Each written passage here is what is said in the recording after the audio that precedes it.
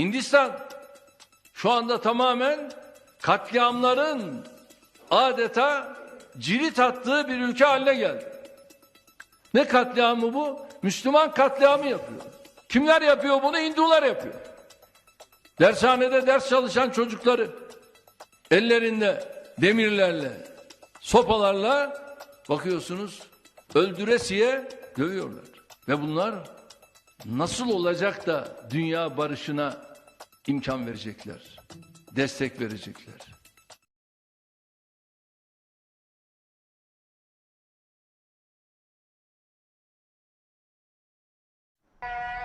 In the last 24 hours, I and my PR have been approached by scores of journalists and media houses regarding the statement made by Sheikh Yasir Qadi, a renowned Naik from USA, on his social media accounts regarding myself, whether these statements are true or not. 3.5 months before, the Indian officials, they approached me for a private meeting with a representative from the Indian government. And when he came to Putrajaya in the 4th week of September 2019 to meet me, he said that he is coming after personally meeting and under the direct instructions of the Prime Minister of India, Narendra Modi, and the Home Minister of India, Amit Shah. And he said that he wanted to remove the misconceptions and the miscommunication that is there between myself and the Indian government, and he wants to provide me a safe passage to India. I thought that, imagine, the same BJP government which hounded me for the last 3.5 years, the same person, the Prime Minister of India, Narendra Modi, who used my name no less than 9 times in a span of less than 2 minutes in his election speech in May 2019, now they are bartering with me for a safe passage. It's too straight to be true.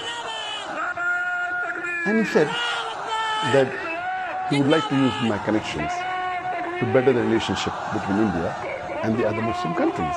And I said that as long as you do not ask me to do anything against the teaching of the glorious Quran, against the teaching of the Sahih Hadith, and secondly, I do not want any personal benefit. And lastly, as long as it benefits the Muslim Ummah, I have no problem in cooperating with you. And the meeting lasted for several hours. And then he told me that he wanted me to support the BJP government when they revoked Article 370 in Kashmir. And I flatly refused.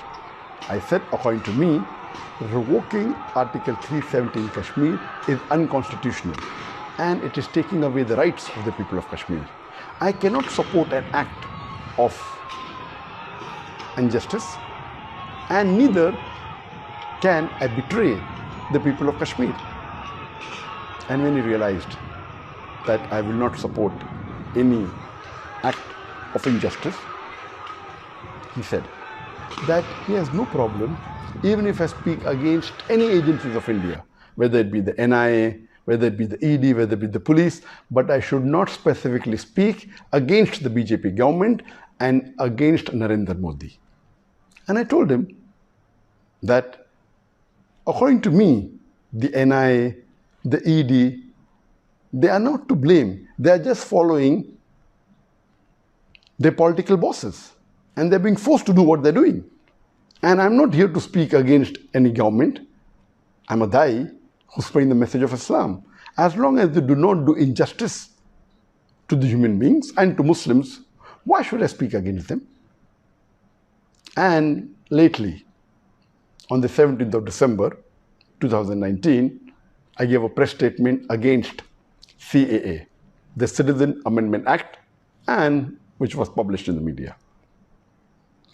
When I heard statements, and I saw on the video statements of many Muslim leaders in India when they're openly and completely supporting the BJP government when they revoked Article 370 in Kashmir, I thought to myself, how can a Muslim who has the basic knowledge of Islam do this? Some of them supported the NRC in Assam. Some went to the extent of saying that NRC should be done throughout India. Now I realize that these Muslim leaders surely may have been blackmailed, may have been pressurized, may have been forced to support the unjust BJP government, otherwise face dire consequences. I have a message for the Muslims of India. It is noble to speak against injustice. But if you fear a backlash and you're afraid, the least you can do is keep quiet. But supporting an unjust act is un-Islamic. You are bartering your seat in Jannah for your security in dunya.